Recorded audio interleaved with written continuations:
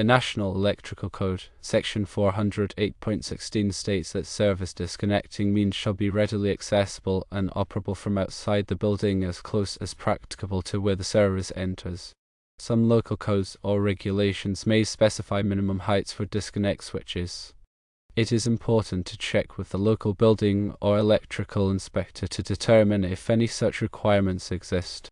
The National Electrical Manufacturers Association, also known as NEMA, recommends a height of 36 inches to 48 inches above the ground for disconnect switches.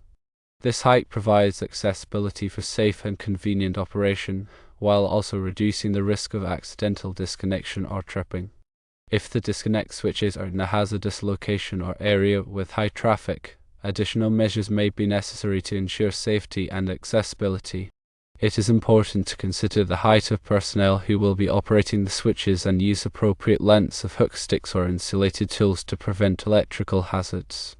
If lowering the disconnect switches will affect the accessibility or visibility of the markings or labels, ensure that they are clearly visible after the adjustment.